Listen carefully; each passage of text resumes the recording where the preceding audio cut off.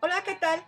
En esta ocasión vamos a continuar con el tema de la literatura emergente, aquella que se adapta a nuevos espacios y formatos de acuerdo a los cambios y a las exigencias del mundo. Nuevos formatos como la historieta, la poesía virtual o visual, el cuentacuentos, vídeo grabado, la blogger novela, la poesía narrativa o colectiva, la novela gráfica, el manga, entre muchos otros más. En este momento vamos a enfocarnos a estudiar qué es la poesía visual. No es tan fácil definir la poesía visual. Se puede decir que es una forma experimental de poesía, en la misma línea que la poesía fonética o el arte postal, con el que está muy relacionada, que se caracteriza por contener elementos plásticos o imágenes en íntima relación con el texto.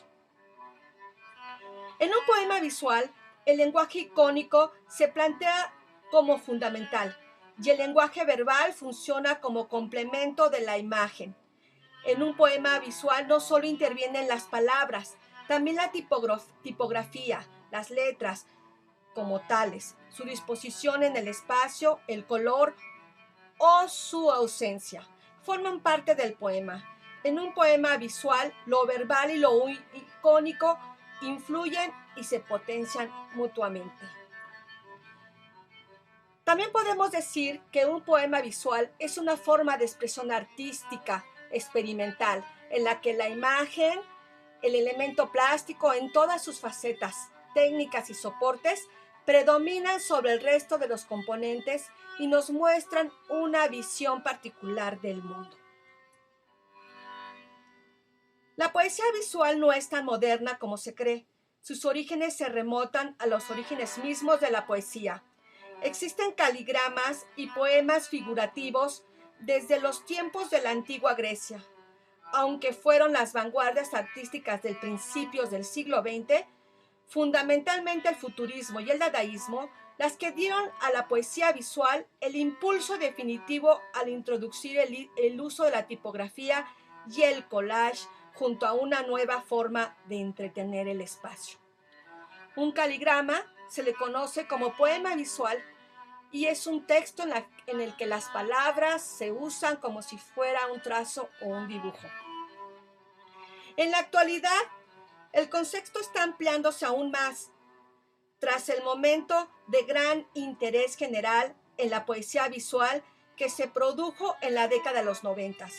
Y esto a pesar de las escasas publicaciones existentes y de la dificultad de publicación y difusión. Nos encontramos en una época en la que se comienza a hablar de ciberpoesía, es decir, la poesía que utiliza medios digitales para la creación de recursos tecnológicos como el hipertexto, la animación o la realidad virtual. A la poesía visual, aquí nos dice Juan Brosa, no es un dibujo ni pintura, es un servicio a la comunicación. Tenemos otra definición como la semejanza que existe entre una frase y la imagen que la expresa con un efecto poético musical. Hay otra de Isabel Jover que nos dice que la poesía visual es el arte de ver poesía en las cosas y saberlo expresar plásticamente. Por último, ¿qué es la poesía visual? La belleza que encierra está en proporción al grado de una definición que la envuelve, nos dice César Lejero. Y volvemos a la pregunta de inicio, ¿qué es poesía visual? ¿Por qué lo llamamos poesía y cómo se distingue de la publicidad o del diseño gráfico? Y la respuesta está en la misma poesía.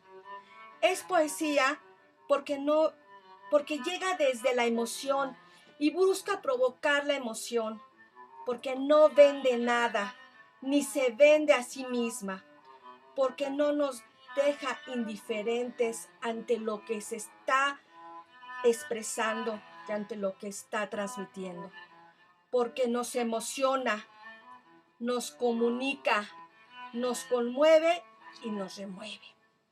En la actualidad, como ya mencioné, La utilización de medios digitales en su creación y desarrollo es habitual en muchos autores, denominándose a esta modalidad net art o net poesía, a la vez que la creciente utilización de Internet está ayudando a la difusión de todo este tipo de expresión artística.